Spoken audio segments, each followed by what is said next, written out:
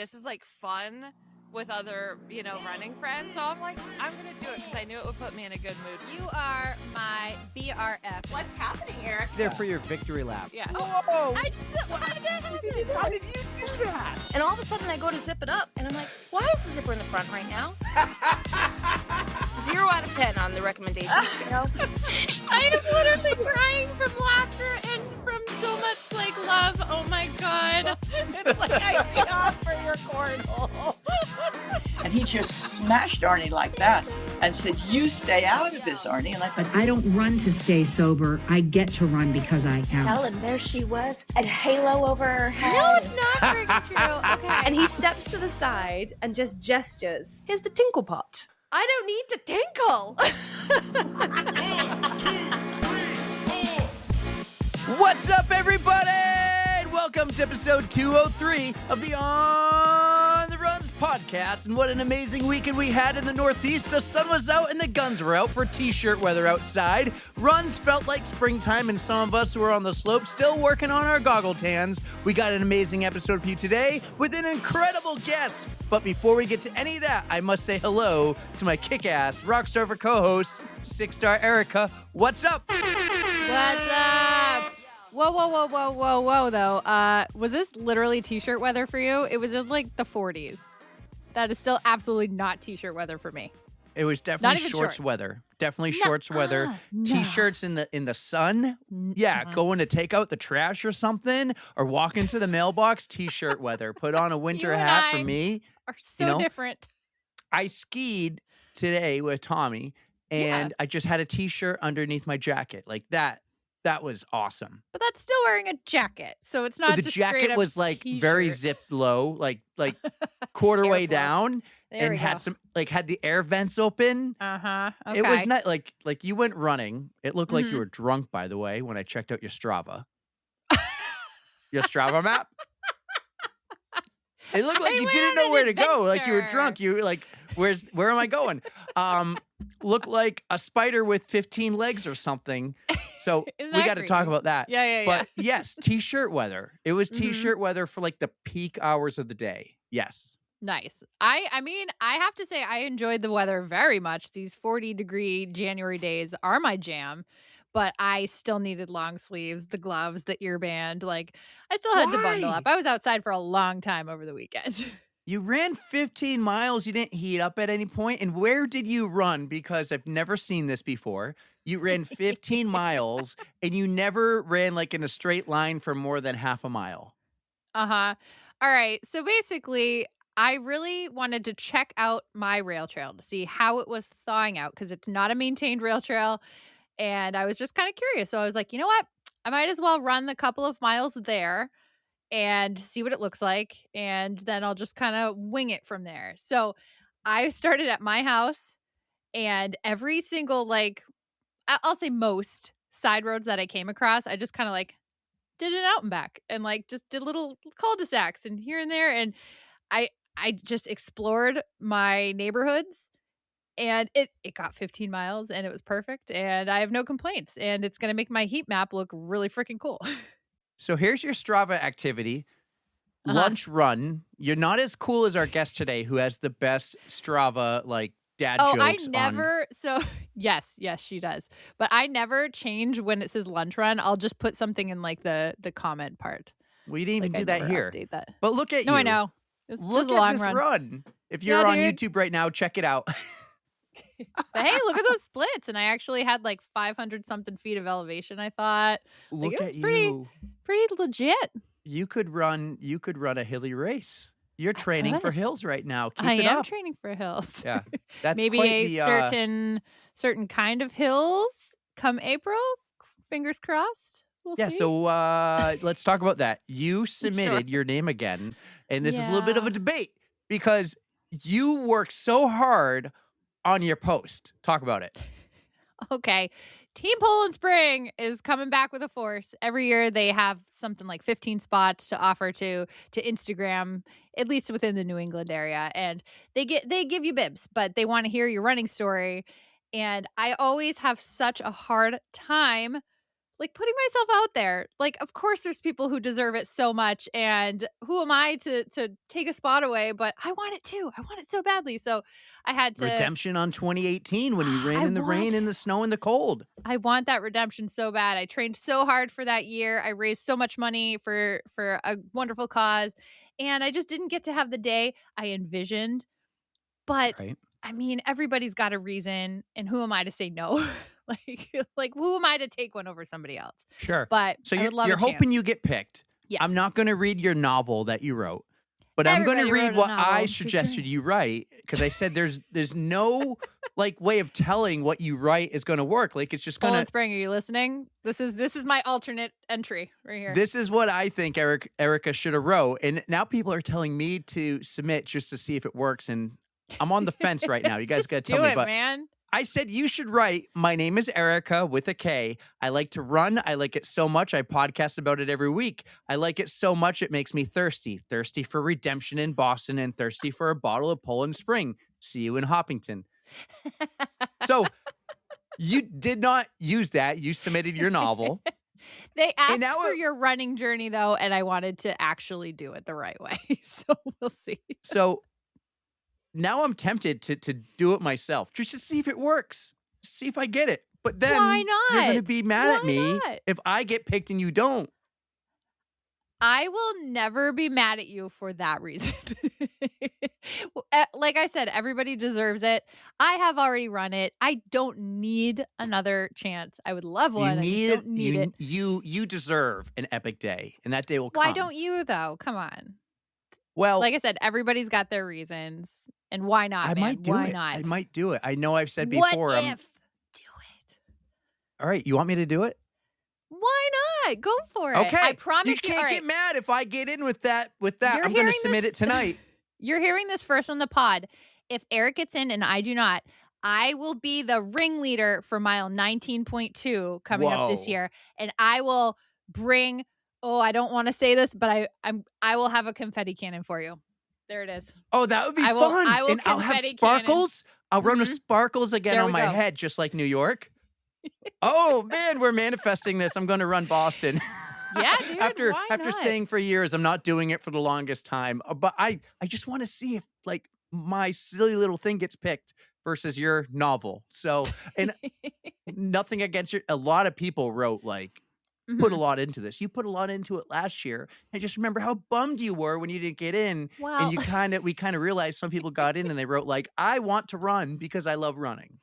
there were so many submissions. I would hate to be one of the people who has to choose. And I don't know what their method of choosing is, but that's on them. So I don't know. Fingers crossed for me. Fingers crossed for you if you enter. Fingers crossed for all of our friends. I mean, it would just be a really cool opportunity. So thank you, Hey. Poland Spring. Maybe. One thing, shout out to Poland Springs. 2 years ago, they hit it out of the park by picking Pterodactyl. Oh, hell yeah. After And you remember Denise got on the team like a few years back. right. Like we've Right. had a lot of friends do it. But Pterodactyl, because of the whole 2 weeks before the Boston Marathon, when she trained all year and when she raised all that money, it's like you have some back injury and you need back surgery. Mhm. And she got back surgery like a week after Boston. She basically limped the entire Boston Marathon, finished after everything was torn down, never got a medal. Yep. And then she got in with Poland Spring the next year and had the best day of her life. So Tara deserved it that year. Tara she got is it. the Poland Springs knocked it out of the perfect park, ex- and I yes, hope they pick perfect you. example. Perfect example of all the deserving people who should have a chance. So if I get picked, awesome. If not, I will live. I want to keep building our cheer section, but maybe I just do it Yes. with you. Maybe we both get in. We'll see. But That would be epic. that would be. You have to run with me, and I would have to I'll run train. with That you. means less skiing. Hey, I already have my goal race for the spring. It's going to be cheap, and I'm still going to run cheap no matter what. So, like you always say, Boston is going to be the. It's a drawing party. blank. It's the party. It's a the celebration. victory It's a lap. Thank victory you. lap. It's a The victory brain's lap. not working so Absolutely. much. That's how you treat those world majors. And it's so awesome. Mhm. You go out there, you PR for a cheap marathon. That would be an amazing day. But if not, we'll be at mile 19.2, the big cheer section, which will continue to grow beyond this year and every year. And it was so much fun. So, Oh, yeah. and Priceline before peer pressure, right? So, but we have an amazing episode today. A few things first. Please don't forget to Follow us on Instagram, subscribe to the YouTube channel, and also the questionnaire went out a couple days ago. We're going to keep it live for the rest of this week, and we're going to talk about it next week. But one thing, holy cow, we've had so many responses. The comments section was unbelievable. Guys, keep it up. If you haven't checked out our survey yet, it's like 30 questions. We want to get a vibe for how you feel. And at the very end, there's a couple sections of like, what do you want Eric to do more or less of? What do you want Erica to do more or less of? And also, who do you want to hear from on the pod this year? And one person wrote down our guest today, and I thought that was so cool. So Nailed 6-star, who do we have on the podcast today? If you can't tell, I am absolutely fangirling once again. You guys, we have Keira D'Amato on the podcast today. And this ought to just tell you right now, like I've had a little, like about a week to chill over this, and I'm still not chill. I am not chill. So please ignore me being super awkward during this podcast and just revel I fixed in a lot of it with my editing. Oh, did you? Oh, you're great. Oh, yeah, I did the best I could. Yeah. Yeah, I made you sound like you're cool. You're chill. I am so not cool, you guys. I'm so not chill. But we really hope you enjoy this episode that we have with Keira. She's just absolutely amazing. As awesome as I knew she was. It was 4 bananas. years ago. I was absolutely bananas. So you'll learn that control my reference. shit. Anyways, please enjoy this episode with Keira. She's amazing. We love her, and you guys will too. Our next guest on the pod is one of the most elite women runners in the country, who's also one of the funnest. Besides running really fast and breaking records, she's a lover of Oreos, a badass mama too, a comic on Strava, and she can do it all while selling your home and spinning tracks as DJ K-Rock. One time she went running in a gorilla suit, and she recently wrote a book about chasing happiness and her unconventional return to running and embracing the journey along the way. Needless to say, we are wicked excited to welcome Keira D'Amato to the On the Runs podcast. What's up, Keira? Okay, that was the best intro. I don't even think I need to be here anymore. You've covered it all. That was awesome. Eric, you nailed it. Well, don't leave. I want to hear about DJ K-Rock. I know. DJ K-Rock, that was an era for me. That really was. That was an era. I was like a DJ for close to 10 years. Oh, wow. Were you doing like weddings, or were you doing clubs? What were you doing? Was this like cassette tapes or CDs, or were you spinning vinyl? Okay, it started as CDs. So I would bring okay, it started slow, but I had like I think a 6-disc CD player with huge speakers that I'd bring and tons of music. And then eventually I upgraded. Once like the MP3s and all songs went digital, I was able to upgrade, and I used iTunes. So I'm not like a cool DJ, like spinning records or anything, but I started with CDs and then went digital. But iTunes had an automatic fade that was a 12-second fade. So it sounded like I was mixing tracks, but I wasn't. I was not. That's like a life hack. I love that. I know, yeah. 12-second fade on Good iTunes, job. sound like a DJ. Yeah. My Excellent. dad was a DJ throughout the 80s and 90s, and he had like crates on crates on crates of CDs. He had these massive speakers, which we still have, and we're going to use one day for our live shows later next year. But he would crate all this stuff around in our Suburban. And now a DJ just shows up with like a hard suitcase. They flip it open, and they got this fancy soundboard and a laptop, and that's it. When I was able to upgrade to that suitcase that all folds into itself, that was like a game changer. So that was a big move. So you know my journey, Eric. I've seen it. Well, I do my even read research, the but I've seen book. it through What my the hell, dad, man? and I'm like, yeah, you carried around all your stuff, crated around big speakers and all that. Yeah. That's no joke. Well, the funny thing for me is people were inviting me to come to all these awesome parties. Like I was never up in the club. I played Into Club a lot, the song, but never up Best in the one. club. Mhm. But like, I kept thinking, I can't believe I'm being paid to do this. You're inviting me Right. to this awesome party, and I get to pick the music the whole time. Like, this is incredible. Like, and I'm getting paid, and you're bringing me food and drinks and everything. Like, that was When you awesome. put it that way, that's kind of the way to go. Like, Yeah, you, I will say- I'll play my music and I'll Even- dance along like the whole time. This is great. Exactly. I will say it is incredibly stressful though, because it's like a Minis People Choice Award every time you play a song. So you get feedback immediately when you play a song. People like, and you can tell like, oh, this is going really well, or like the dance floor clears, and you're like, oh, I thought it would go over what better than that. But So that is a little stressful, It's a but code brown. oh, is that what they call it? That's what we like to call it. A code brown is like an oh crap moment. It's like, oh Okay. crap, this song didn't hit. Whoops. Yeah. Yeah. So Yeah. yeah, I'd have a code brown. Yeah. We were just Oh, how talking fun. last week on the pod though. Did you watch MTV growing up? Were you a big MTV because you saw it, MTV's no longer. What? I didn't see this. It, He just broke the news to me today. I had no idea. on New Okay. Year's Eve, when Mhm. 12 o'clock hit, MTV ended with Radio Killed the whatever Video that killed song the is. radio. Yes. Yeah, Remember, there's Video Killed the Radio. killed the radio star, and then there was internet killed the video star. Do you guys remember Yeah. that version? Well, It all came it true. killed MTV. Hmm. Oh, It's no more. R.I.P. I feel a little sentimental about that. I know. We grew Yep. up like going home watching TRL and voting for the songs and Right, and watching the music video. Well, and Singled Out. Do you remember that show? I used to love Yep. that show. Yes. I was Oh my so God, young Chris to watch Hardwick. that. That's digging deep too. Wow. yeah. Yeah. That's good. I'll shed a small tear for MTV. Like, Yeah. yeah, the memories. Yeah. Good high school memories. Yeah, I haven't watched it in years, so I guess I won't miss it. But Yeah. anyways, how are you? Happy New Year? How are you doing? It's so nice to have you on the podcast. Thank you for having me. I'm doing really good. I am so excited it's 2026. Like, I think at the beginning of every year, it just feels fresh and new and exciting. And you come off of a long break and you're like ready to get back into the grind. Mm-hmm. And I think that's my favorite part about life and running is when you're like in that grind mode. So, yeah, so the kids are back in school, which is nice. It was really nice having all that time off, but it's really, really nice when they go to school too. So, It does yeah. take a while to get back into the routine, though, right? Like you were saying, you're like, you had dinner a little too late and you're just, where did the time go? Right. Well, and we started Mhm. new sports today too. So then, Oh. figuring out the new routine with all the new sports. But yeah, I'm really happy for 2026. 2025 was a tough year for me. So I'm just excited to be in a whole new year and just like so excited to see what this year holds. Yes. Clean What slate. sports are they playing?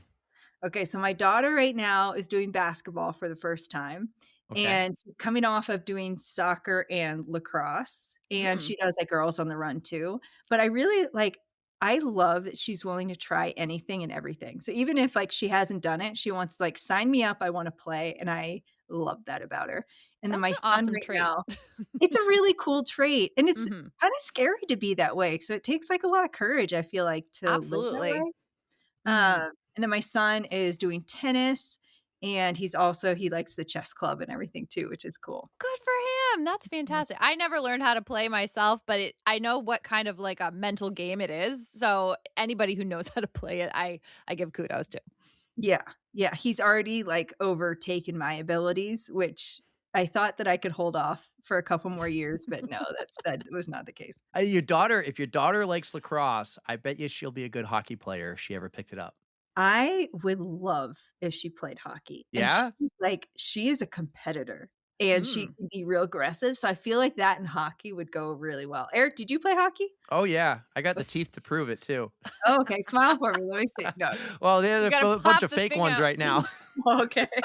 You don't have the teeth to prove it. It's more like Exactly. Ah. But that's awesome you mentioned your daughter's really competitive because I believe you're very competitive and we want to get to know you a little bit. Now listen, I've done my research. There's so much out there because you've been crushing it for years. But let's get to know you a little bit more and we thought we would go back to what were you like as a kid growing up? Like what were you like when you were your daughter's age playing sports and stuff? Okay, no surprise, super competitive. And I feel like I didn't know how to walk. Like when I was young growing up, I ran everywhere, like another surprise. But like through the house to get from my room to the kitchen, I would just run because you get there faster. So I feel like I was this girl that was like always on the go. I loved playing all the sports. I played soccer and basketball and swimming and tennis and just anything that I could compete in, like sign me up. And I was a knucklehead. I like loved to laugh and joke around. Like I loved hanging out with friends. But and I'm the oldest of 5 kids. So I think I am a self-elected boss of the family, which no one voted for me. People are still not voting for me to play that role, but somehow that's what I do. That's perfect. Oh man. So Kira, before we really get into more of your running journey and just like how you got things started, I have to tell you a little story about this podcast. I went back and listened. This is going to be episode like 200 something ish. So we're 203. so we're way up there. And way back in 2022, we were just starting this journey. It was episode 7, and I had an episode called Erica Fangirls, and I was totally fangirling over That's you right. and hitting that American marathon record. And it was super cringy, but I figured I just had to share that because it's kind of going back to our roots. But Full I'm circle, just I guess. Yeah. so excited that you're here and that we get to have a That little is chat today. so sweet. And do what the next time I'm having like an off day, I'm gonna go to episode 6 or 7 and Oh, I'll no. find it, 6, and I'll 7. a 6, 7. Oh my God, though. And It's I'm going to be gonna super build cringy, myself up. Kira. Oh, I'm really Don't judge excited. us. Don't judge us on episode I 7. It won't. was so Hey, I'll different get back to know then. you tonight, so everything else will be Perfect. no, I love that. And thank you for saying that, Erica. That is really, really sweet. And it's funny because I don't know, I feel like I'm still surprised hearing stuff like that. Like I don't know, like I've obviously been part of my journey and been very present, but I Mhm. think the whole like I know what I've accomplished running wise, but I think it still surprises me just just hearing you say that is still a surprise and super flattering. So that really means a lot that you say that. So thank you. Oh man, it's just super cool when women are breaking down the barriers. I mean, Dina Castor did it way back when, and I mean, every time somebody else gets to get a little bit of an edge out there, it's just super exciting. And I am here for women breaking down those barriers even more, just getting faster, doing the damn thing, being a badass. I'm 100% for it. Yeah, me too. You too. It gives me hope. I'm about to hit 40 this year, and I'm trying, like, I've been working with a coach and I'm trying to just see what I can do, see what my body is capable of, and age is just a number. Who cares? It is. And why not? Like, what's the alternative? Just not see what we can do? I don't know. That doesn't Right. seem as much fun. Like, why not go Exactly. for it and just see where that where that edge is or where that barrier or what we're capable of. And I think Mhm. what's so surprising is when you have the courage to see what you can do, like we are all capable of more than we'll ever imagine. And it is so cool having the courage to find that out. So I'll Yes. be rooting for you, Erica. Thank you. Thank you. She's crushing it. What, you did like 4 100 milers this year? Last Something year? like that. Something like That's that. a limit I'm She's working being- on. she's just being humble. distance-wise. Yeah. Wow. That's impressive. And then That's- you're PRing your marathon at the same time. That was a goal of mine for last year, and I'm going to work towards getting a little bit faster this year, just seeing where it goes. I love that. She's crushing it. She Yeah. really is. But But we're I'm not going here to to stop talk her about from making me. this Yeah, about stop her. it. I don't want to talk about me. Keep going. I love Keep that you going. brought us back to episode 7. I forgot about that. But that was such a cool moment. It's so cringy. Oh and God, we were it's like so cringy. trying to, yeah, it was because we were trying to find our identity. Like, I think Mhm. we had one guest, it was a friend, and we didn't know what we were doing. We're learning. We went to the University of YouTube to figure this out, and 203 now we got you. So full circle. But we figured out that identity, and we figured out what we want our podcast to be. And it's a storytelling podcast, and we love to hear some of those stories within the journey. And I want to go back in that DeLorean and hit 88. But do you remember your first ever race? Like, you ran cross country in high school. Do you remember like your first ever time towing the line and running out there with all the other kids? I remember this so vividly. So I had done like a 5K with my dad when I was in, I think, 7th or 8th grade, probably 8th grade. And my dad was like, "Hey, we'll just run this turkey trot together." And I was like, "Okay, good." Cause like, this is really scary. The gun went off and he just took off. He left you behind. And so I didn't see him again until we crossed the line. And actually, like, he only beat me by about 4 seconds. But Oh, so he ran, I think, 1958. I ran 2002. What? And so he beat me by 4 seconds. And then, but I was like, "Dad, what, what was that?" And he's like, "I'm sorry. I just heard the gun and I just went." But he also couldn't believe I was that close behind him. And that is the last time that he ever beat me. Or and the last time we ever raced, really. But anyways, okay. So my first real race, my freshman year at Oakton High School, I accidentally missed the tryout cross country. Like, I guess there was like some sort of time trial that picked the varsity team. And I didn't know that was happening. And I went to the beach instead. And so I come back and they put up the list of varsity and JV, and I was on the JV list. And as a super competitive person, I was like, what's the deal? Like, I've been running with all the girls on varsity. I've been beating them in a lot of the workouts. And actually, most of them disliked me because I smiled too much, which is funny. But now they're all my best friends. I was just actually texting all of them. We're planning a girls' trip. So we got past that I Hey. smile way too much. Okay, so I'm pissed that I'm on JV. I'm on the starting line and I'm like, just like, I'm going to go after this and show like I deserve to be varsity. And I went out and started running and I'm like, this is awful. this this sucks. Like, why am I doing this? And so in the middle of the race, I was like, I'm not a quitter. So I'm going to finish this. But I was like really praying that like a deer would come out of the woods and take me out. Or when you run by this like driving range, I was hoping someone would hit it really far and just hit me down. Like I wanted an Sure. excuse to stop running, but I didn't want to like quit. So I was like okay getting hit by a golf cart, but I wasn't okay walking off. I don't know. Well, that takes it out of your hands. Like if some unknown thing happens to you, I can't do it. It wasn't my fault. You know, nobody saw that tree falling, but you know, it hit me. So I just couldn't keep going. But I found myself in second place with like 400 to go. And I was like, well, now I've come this far. I can see the finish line. I might as well win. So I won my first ever race. And I ended up beating the whole varsity girls team for my team. And I would have like placed on like the varsity team that day. Wow. But I crossed the line and I was like, wow, actually, that was awesome. Like, and I sort of realized then, like, that's what's running is all about. It's like doing something scary. It's it really, really sucks and you want to quit and you work through it. And so I was like, okay, I think I got the hang of this. And it's funny because in the next race, the same exact like cyclic emotional roller coaster where I was like, this sucks. I don't want to do this. I'm going to finish because I'm not a quitter, but this is terrible. That's But like yes, that was my 99% of runs for me. Like they suck, but they feel great once you're finished. So right. Once you're Perfect. done. Yeah. So that was my first ever race. Wow. Did you get moved up to varsity the next race? Oh, I never ran JV again. I love that you advocated though. You're like, I am better than this. Like I don't belong on this team. Like I'm going to work hard. I'm going to show you that I deserve this spot on varsity. Right. And I learned an important lesson too. Like you can't just miss practice, right? Like that's like I should have like I earned that spot on JV. I wasn't at the important practice. So that was an important lesson for me to learn too. But Gotcha. I like about this sport, and you've been running a long time, and I even think you were very, did a lot of track, long distance track in college and even high school. It's a sport where you determine where you place and how you place amongst your teammates. It's unlike, we'll stick with hockey here. Like you could be a great left winger, but you might be playing second line when you should be on first line because maybe the coach's kid is on the team or something. Like the coach can't do that in this sport.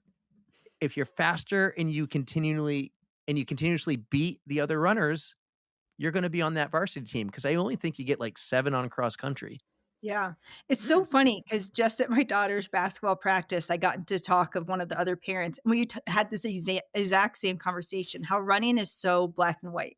Like you train, you work hard, and then you get a number at the end of the day, and that's your number for the day. Like there's no like objectiveness about that. And like I remember back when I played soccer, I could be having the game of my life, and we'd be losing. And be like, man, like I'm like crushing it today and we are losing. What is going on? So yeah, that is the fun part about running. But also then there's nowhere to hide.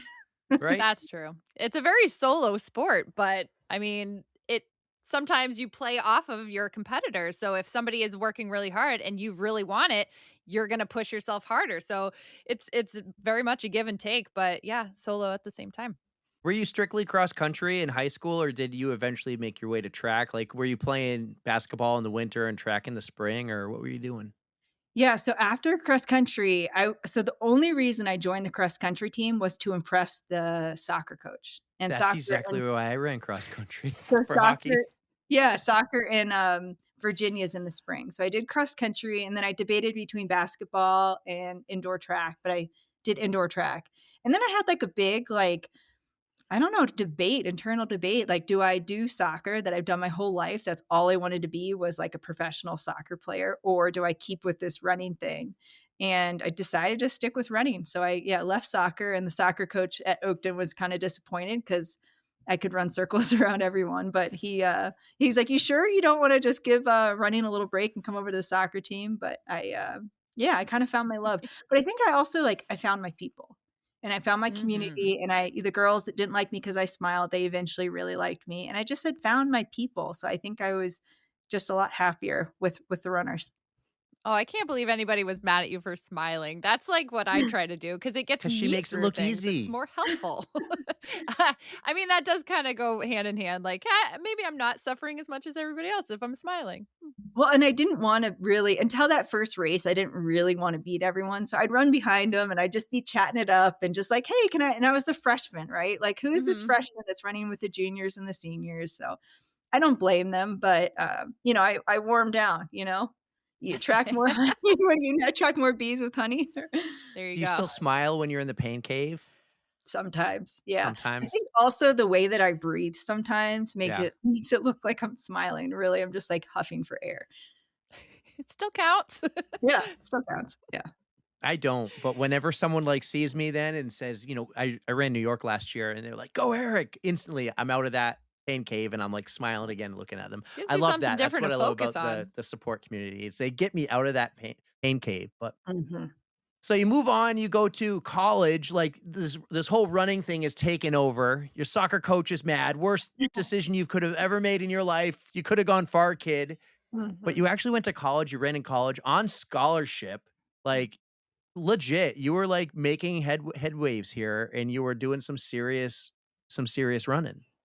Yeah, I went to college, and all I wanted to be was a runner. So at that point, I was like fully 100% heart, soul, like loss of toenails into running. Mm. Yeah. And so I picked American University thinking that that would be where I could develop most as an athlete. The coach at the time was a two-time Olympian, and he also coached like a pro team also. So I thought I'd always have people to run with. I've be coached by someone who's been there, done that. And yeah, so and I really my coach Matt Centuit Sr., I really loved him. He was an incredible coach, a tough love kind of coach, but like we really meshed really well. How was the whole running and studying ratio? Because we've had people on who've been big time D1 athletes, right? And it gets to them. Maybe school gets to them, or maybe going Sometimes up it's the hard to next juggle, level in right? their Mm. sport really gets to them, and they can't, they're not D1 level there. And then sometimes it really works for people. How did it work for you? I it worked really well for me. I am not a procrastinator, and I feel like I'm very driven and very focused. So when I sit down to do something, I can just knock it out and get it done. And so I think that really helped. I was also a math major. So I think that like you don't have to read like hundreds of pages every week. Like you're just like Mhm. solving these equations. And like I would put an equation in my head and go for a run and then try to solve it while I was running and come back. And yeah, it worked really well. But I think also um I think, like, I'm a pretty good student, like, I pick up on things quickly, like, I can really cram and do well on tests, and I think in general, I'm a pretty good test taker, so Mm. but I enjoyed the balance, and for me, I love having multiple things to focus on because I think that that adds structure to, like, a really, like, busy schedule too, so having the team, I knew these hours I was gonna be training, so I needed to focus on these hours elsewhere, but Mm. so, I yeah, just I have loved to it. say, I am so impressed that you could solve legit math problems in your head because I can't do the simplest runner's math when I'm when I'm in the middle of Okay, something. keep in mind that was when I was 18 to 21. At this point, it Oh, doesn't work like that, okay? So out the that was window. like a young, fresh brain that was like just like a sponge. Like my brain does not work like that anymore, Erica. It makes me feel a little better because I cannot do I'll be like, "All right, how many miles do I have left? And if I do it at this pace," and just numbers are, like, floating. I'm like that meme of that lady who's just like, "What? What's going I on?" know. I know Out of exactly what that. yeah, I can't math when I run anymore. No. But sometimes my son, he'll ride his bike when I'm going for a run, and he loves playing this game. It's like called Password. And it Okay. started with just like a 5 letter or number word that I have to guess, and he'll tell me like how many letters I have right. And then eventually it's Oh. moved on to like 9 to like 11 letters and numbers. And like I had to tell him the last time, I'm like, son, like my brain cannot process this information right now. Like, can we just chat or listen to music or something? But yeah. Does he join you often for your runs? In the springtime or like the early fall, he will. Yeah, He this loves isn't the time of year for that, this huh? No. isn't yeah, this isn't the time of year, but That's so much fun, though. My daughter will ride her bike with me sometimes. I'll have to pick a rail trail. How she runs with me. She just ran her first couple 5Ks this year. So, okay, I it's love been, this. yeah, Oh, it's yes, been, like there is something so intimate when you're running, and I think that there's no devices, there's no chores, there's nothing else on your mind, and, like, you're looking forward. So I feel like you have some really deep, interesting conversations, especially with your kids when you're out in that yeah. environment. But, hey, that's awesome your daughter's running. That's really cool. And we made it fun. Like, this was like the biggest 5K in New Hampshire. And we made sure it was a good weather day. And people were like, I signed her up 2 days before knowing it was good weather and Mhm. knowing there was going to be great people there. And we're like, okay, it's hot. So you're going to run through the sprinkler because everyone has the sprinklers. You make it fun and you high five the people, you pet all the dogs, you do. And she ran like for her first ever 5K, like, I think 33 minutes That's awesome. for a 9-year-old who's Mhm. never ran more than half a mile. That's awesome. Yeah. So, That's really cool. but anyways, at what point did like long distance come into play though? Because you're running cross country in college, that's like what, a 10K, maybe less than that actually. And track, you might be doing the 1500 or something. At what point did distance become like, did you ever envision you'd become the American fastest ever, like half marathon, 10 mile or marathon runner? Like, did you think you'd be running after kids when you were doing all this running in high school and college? No, no. But I tell people when they ask me, like, why distance? Like, I tell people, I've always said I'm gonna run the shortest distance that I have a possibility of winning. So, Mm. like, in high school, I could, like, do the mile. And then in college, I had to do, like, the 5K.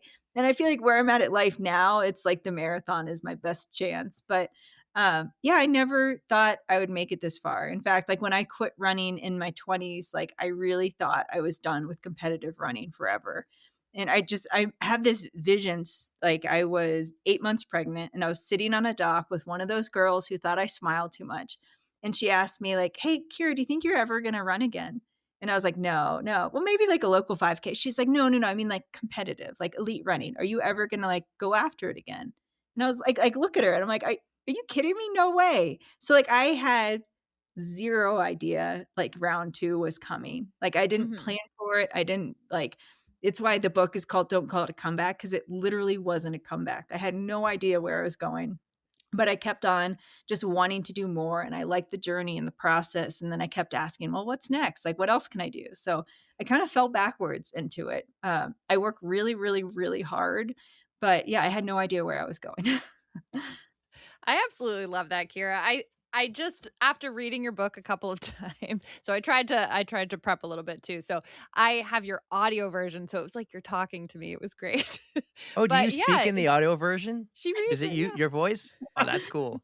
What's funny too is I was like they asked me to read it, and I was like, "Nope." I was like, "You need like a professional audiobook. Like you need a Julia Whalen or something," which I but obviously that wasn't going to happen. But like I'm not a voice actor. Like no, I don't know how to do this. And they're like, "Really like memoirs should be from the author." And so they It made like it more personal, and I really did feel like you were telling me your stories yourself because I you really was. were. And I But really yeah, had a fun time with it. Yeah. you definitely had the journey, because you had the ankle injury, like right out of your college career, and like even having kids, like it does take a whole, like it's just hard to see the changes and where it's going to lead to, but you just had the motivation to like you said, just step out the door, run a quarter mile, just see where it takes you, and just try to build on that. Yeah, and that literally I started with I don't even know if I don't think I made I 90 seconds definitely was not a quarter mile, so I started with maybe 200 meters, maybe There we at go. most, But maybe still, 3 maybe baby 300. steps.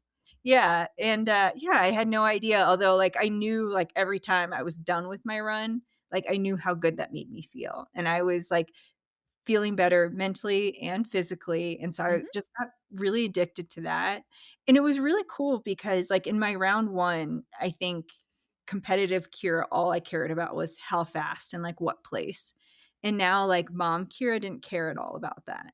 Like I cared about where I was running or how I was feeling. And eventually I joined Strava and I was like hoping my mom would give me kudos. But those were the things that I like cared about.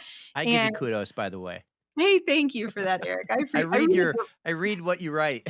I appreciate that. Sometimes it doesn't make a lot of sense, but I love. Okay, also on my Strava, if you need to click on the comments, like my jokes, I think are funny, but I think what is hilarious is what people will comment on Oh, my. no way. Yeah, people are really, really funny. But yeah, it kind of grew. But yeah, and thank you for reading my book, Eric. I really appreciate It that. was so engaging. It was really fun to because you tell the stories, but you also have life lessons behind them, like that you're just sharing your experience and hopefully it's going to help somebody out there who needs to start over again and like you said, don't call it a comeback cuz you never know what's going to happen and yeah, it's just a journey. Yeah. And it's funny because when thinking about like after I broke the American record in the marathon, like people were saying, you need to write a book, you need to write a book. And I like quickly dismissed it because I just kept telling people I didn't have my ending yet. Like, I don't know where this book's going, you know? Mhm. Oh, And I uh-huh, uh-huh. realized I was doing that because I was kind of scared and I didn't even know where to start. And then I felt like writing a memoir would feel like a little self-indulgent. Like, who am I to write a memoir? And then but so I wanted it to be something helpful, but then also, like, who am I to write a self-help book? So I tried to, like, merge the like, trust me, like, I mean, I feel like I figured out some secrets of running, but like, I hope it will help people with their life, but I don't Yeah. wanna tell people how to live. But I tried to find some way to kind of, like, combine those ideas. So teach the lessons that I learned, which most are lessons that we've all learned, but Mhm. hopefully it's, like, a good reminder of how to learn them again and, like, I don't know, as we all age, but then, like, through some just weird stories, and I've done a lot of weird things in my life, so I I totally appreciate that because a lot of it, like it's about you finding the joy again in running, making it fun. And some of the stories, like Eric brought up in the intro, you ran in a gorilla suit. Like you put it on to be funny, and your coach is like, "Nope, you got to wear this now." And you're like, "All right, let's go." I'm not gonna back down. Like, when you Yeah, challenge me to something, when you're like, "Kira, you won't," I'm like, "Okay, well, buckle up, we're doing this." I So like that. I want to know about your book, Yes, and I know the there's so many book. stories. Erica's going to give me her account so I can listen to the audio version. Mhm. But we've had book writers on here before, everyone from amateur to professional, someone who's written his own book about running and Self-published too. Mhm. exactly, all the way to someone who's written like professional books, like does it for a living and happen to do it about a runner, an Olympic runner, and the whole story and getting that journey. How was the process of writing this book? How did it start? Who is Evelyn? Like, tell us everything. Were there ups and downs? How long did it take? Were there code browns? Like, tell us I the book writing story. I loved this journey. I had so much fun. I think I'm a person that in my life I'm a keep moving forward. So I'm like, what's next? What's next? Moving forward, what's next? And I think this was such a beautiful way to reflect on my life in a way. So Evelyn, she did a piece on me when I was on the cover of Runner's World. She came out to Virginia for a weekend and followed me around and wrote this beautiful article. And it was one of the first articles that I felt like really seen. Like there was a Mm. couple lines in there that I was like, "Ooh, she really, really got me."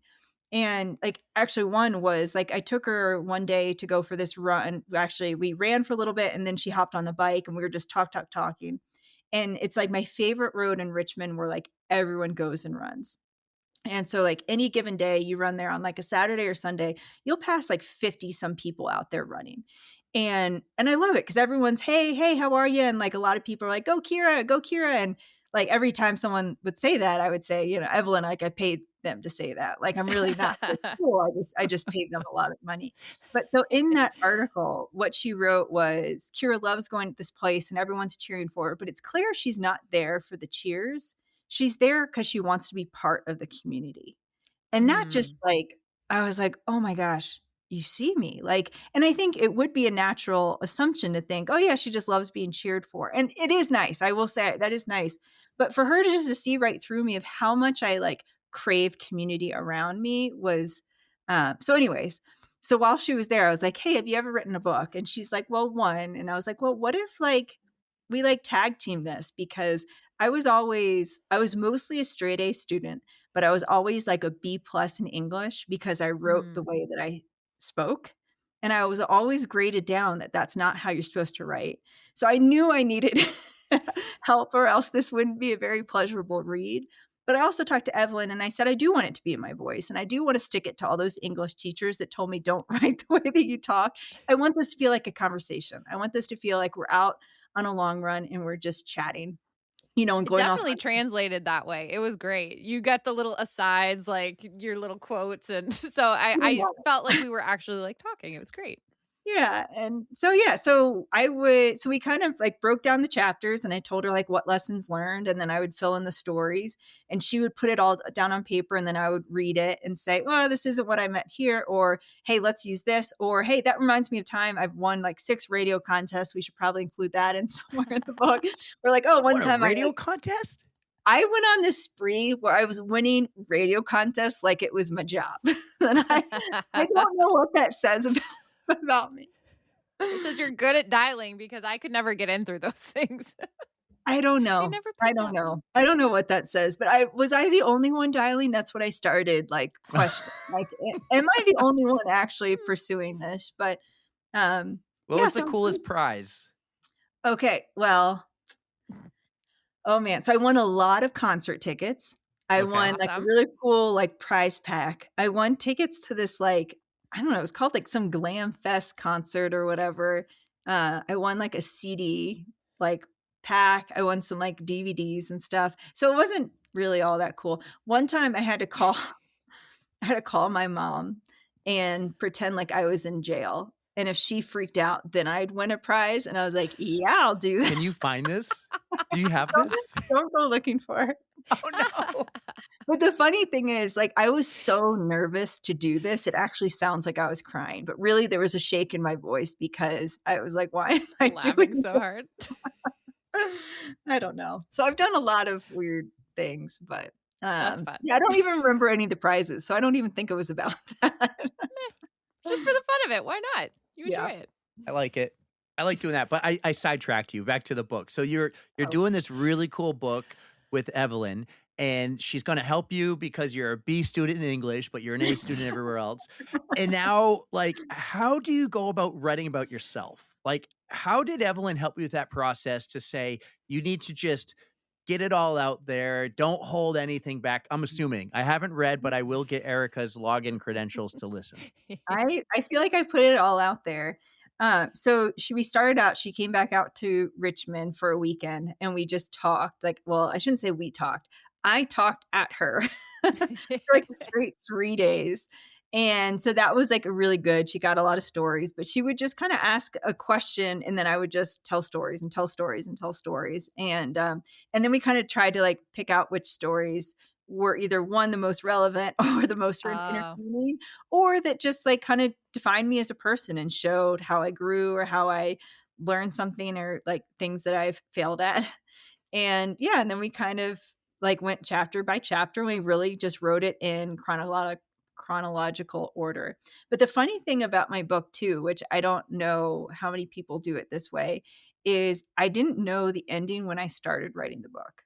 So when I started writing the book, I had broken the American record in the marathon and I had, I think, made my first like world team, but I don't think I had broken the half marathon American record yet. And I hadn't raced in the 2024 Olympic trials. So a lot of that book, I was living as we were writing about it.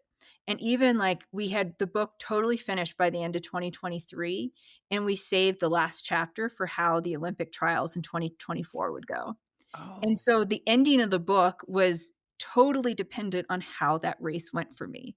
And spoiler alert, it did not go very well. And I almost got a heat stroke and I dropped out of the race. And that was a really, really tough race. It's probably the most disappointed I've ever been after a race. It took me the most to like build myself up. And I won't That was spoil it. Orlando, wasn't it? It was in Ooh, Orlando. yeah. I remember watching that. I feel like now, like you see in the book, like how I wrap it all up, but I couldn't have asked for an even better ending because I feel like the way that it ends is like really putting all the other lessons in the book and like really applying them. So Mhm. even though the race isn't how I wanted to turn out, I feel like it's makes it even like a more like human story that, how I reflected and how I moved on from that race in a really, Mhm. I don't know.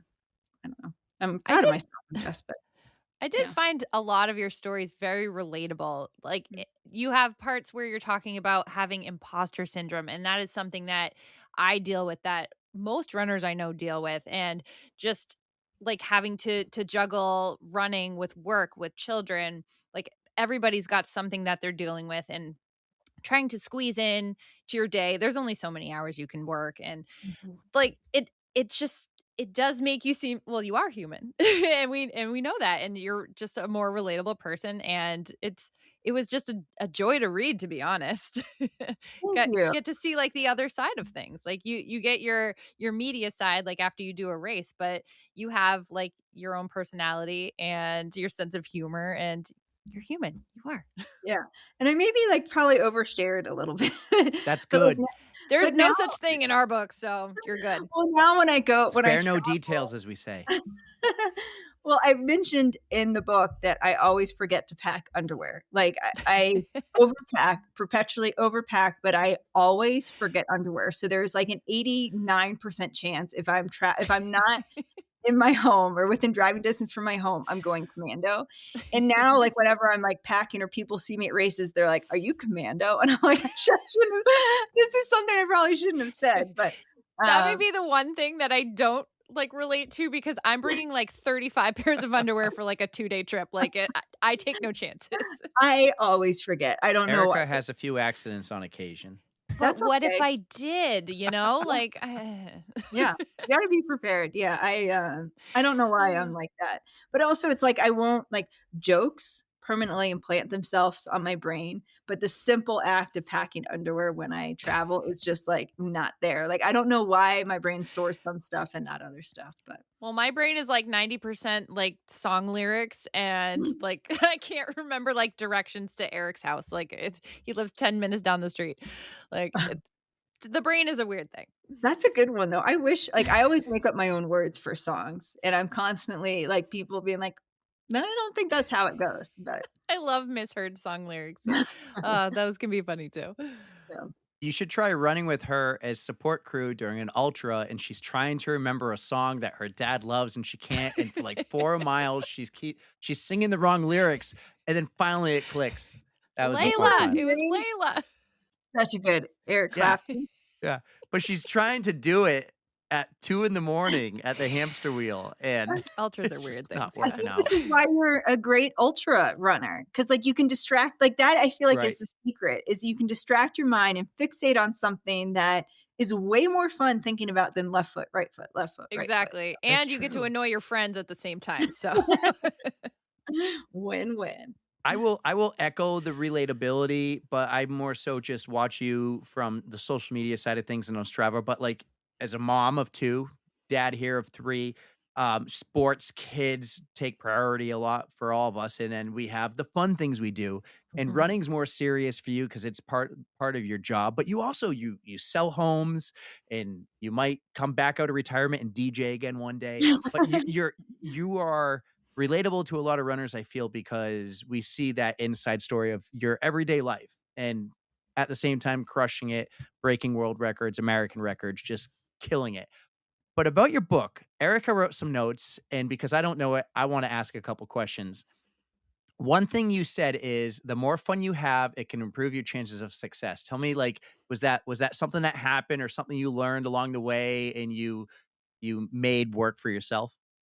Yeah, so this took me a really long time to figure out. So when I was running in high school and college, I did not know this. Like I thought working hard is hard, so it had to be serious and you had to be focused and I feel I was felt like a walking anomaly to that because that's not me. So I felt like my round 1 I was trying to rein in my sparkle and just show up and be that hardworking person. Like I thought if I was telling jokes and I was laughing, maybe people would think that I didn't want it as much, or I wasn't working as hard, or I was slacking or something. So I felt like I reined in the sparkle a lot. And then round 2, coming back as a mom, like this was my fun thing. Like being a mom with young kids is really tough, and you give a lot of yourself to that. So having a little thing in my day, and I found that the more fun I was having, the more I wanted to do it.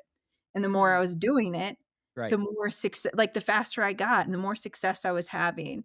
And like I was just having the time of my life. And so I think when you're focused on the fun, I would show up to a race and sometimes I'd hit my goal or sometimes I wouldn't. But the days that I wouldn't, I'd be like, well, did I have fun? And I'd be like, hell yeah, that was awesome. I got to I don't go out and race and test my limits and oh man, I hit that wall and it was terrible. But look at me living to tell the story. Mhm. So I started realizing that for me, fun was connected to success. And when I focused on fun and my happiness and finding the joy and just authentically pursuing things that really excited me, I was having more fun and way more success than I ever could imagine. That is such an Right. important thing. That I try to bring that into my life too, and it has changed how I thought about running because it used to just be kind of a slog. Like I know I should go out and do this, but I didn't really want to. But once I started having more fun, like it made all the difference. It's because she runs with me. I feel Yeah.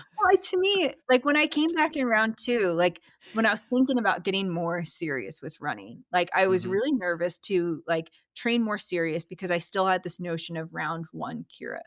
And so I was like, "Well, but this is so much fun right now. I don't know if I really went for it, would it become less fun?" So I made a Mhm. list of what made running fun for me, and I share that in the book. But one of those things is community and, having friends to run with and being silly and doing that. So, yes, Eric, I do think it is partly because 'cause I'm not gonna give you all credit for Erica's happiness, but I do think part of her, enjoying running, I'm sure, is having a buddy to do it with. Honestly, it does make all the difference. Just because you kind of just get to shut off the brain, just shoot the shit. Mhm. It really does kind of take She the just stress out of it listens a to little bit. everything I say because I talk, talk, talk, Yeah, talk, I talk, can't get a talk. word in, but I was I'm a great training. listener. Yeah, I was training for Ironman. She was training for all the world majors, and we were just aligned our long run days, and because we're college friends from over 20 years ago. Okay, I love Right. this. And We I go way moved back. far away, and then I come back, and it was just we started all training for races and stuff. Not the same races, but we just figured that out. We Mhm. started a little fun club on Sunday mornings, and I talked a lot. Do you want and every talker needs a listener. That was Yes. there was a girl That's I why talked we get along so well. my best friend in Richmond, her name is Sarah Baugh. I talk about her in the book, and she is the best listener. And I can play both roles. I can be a talker, or I feel like I'm talking a lot right now, but she is the best listener in the world. And we made such a good. And I kept asking her, I'm sorry, I'm talking so much. She's like, no, really, I'm enjoying this a lot. So yeah, so It it's is good. nice to listen though. Like I don't mind not talking because I get to learn more about who I'm running with and their whys. And it's always nice to see why somebody likes doing something because I have my own reasons, everybody has theirs. So it is nice to just unwind and like you said, community. That's super important. Well, and You you got a learn a pretty lot. good one up here. Yeah, you learn a lot more listening than you do talking. So I Mhm. got a point there for you, Erica. Well, Eric has learned a lot then, that's for sure. Another book question, the last one for me. Erica, I'm sure has plenty more, but I'm reading her notes here. She did her notes. It's amazing. I love it. Thank you, Erica. I don't know if we're getting serious here, but I want to talk about bananas Mm. and running postpartum and dealing with mom guilt, being a parent because you are like a legit elite runner, but you're also a mom, a Mhm. badass mama too. So tell me about bananas Code and word how you run with bananas. being a mom. Yeah, so when I was getting back into running, I felt a lot of mom guilt. And I felt really guilty that I was doing something for me that didn't benefit the family. And I think that's just parent guilt in general, but I do Mm. think women tend to hold that on a little bit more.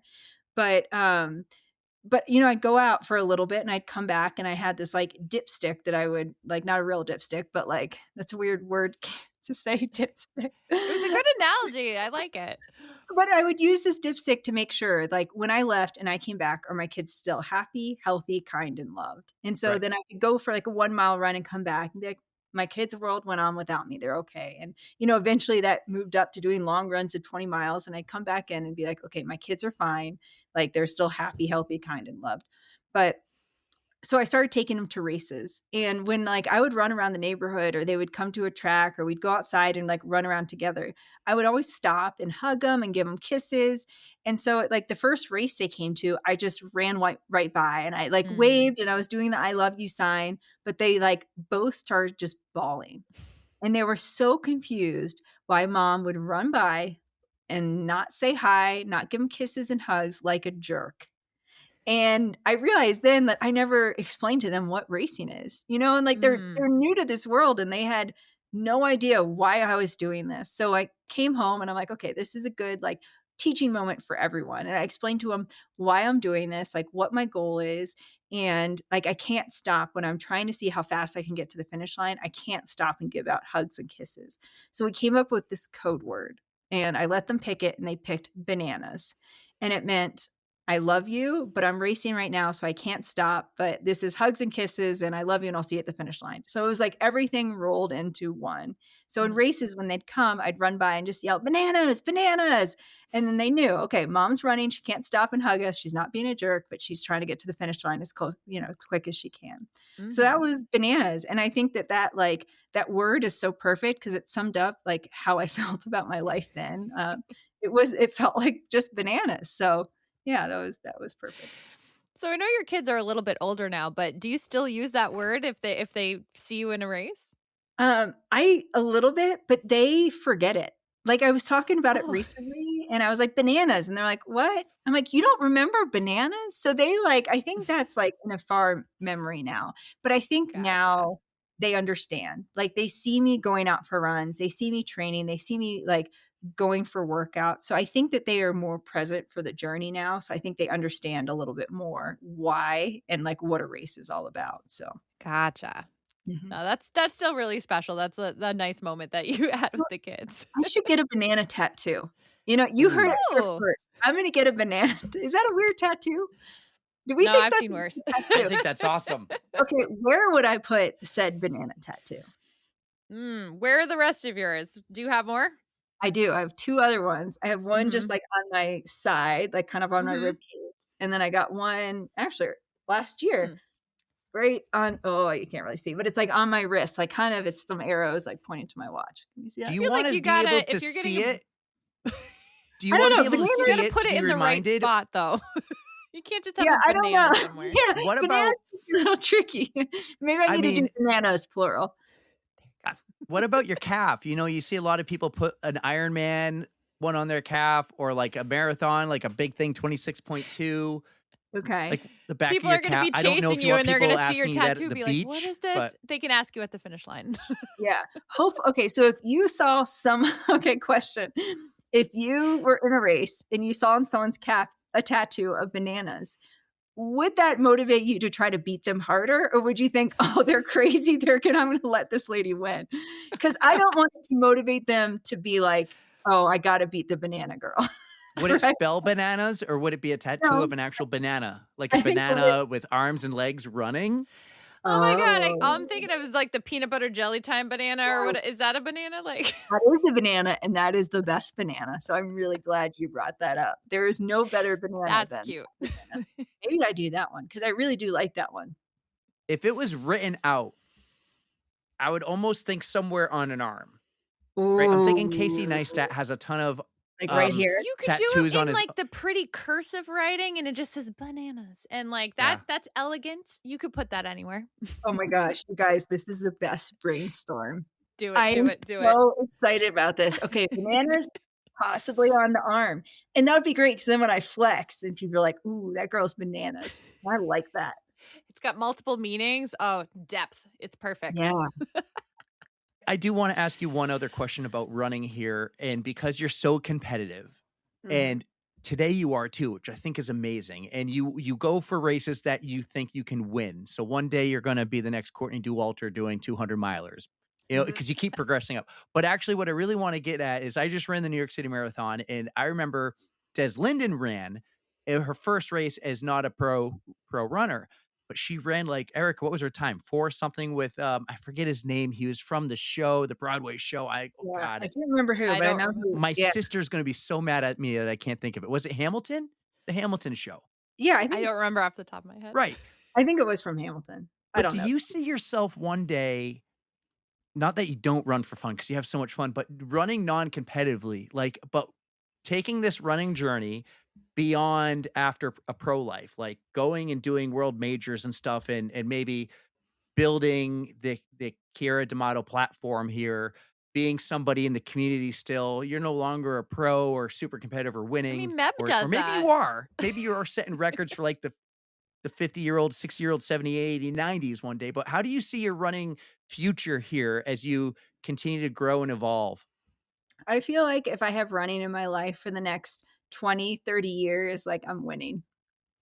So, yeah, I Absolutely. Yeah. hope I will be in some way, shape, or form, I think, involved with running the rest of my life. So it's just like running is woven onto my soul. So even when I walked away from it for like 8 years, like I don't know, I was just a runner who didn't run. So it's there, and I'll find a way to be involved. I don't know what that looks like, but hopefully my body will hold up and let me continue to run. Good. Good. I mean, that's the ultimate goal. If you truly enjoy what you're doing and running is just such a like it's ingrained in your soul. Mhm. If you can stay healthy enough to just keep it up in the future, why not? It doesn't Right. have to be fast. Just enjoying the Right. sport, being a part of the community. Right. But I did just qualify for the 2028 trials. Not a So big deal. not a big deal. Get us here. Do you have a little sound for that? Let's get a sound for I'll do this one. Not a Somewhere. big deal. that. There we So go. yeah. So, like I'm gonna continue to go for it and just see what happens. As you should. I mean, Yeah. you were in the prime. This is like pure Kira era. Let's go. You're in your Kira era. That's really hard to Listen, say. you know what's funny is a lot of people just called me Kira Era. Like that was some people Oh pronounce my yeah. name like that. I've heard everything. So Kira Era. Kira I Era. like that. I like I had to that. That correct and Eric. bananas.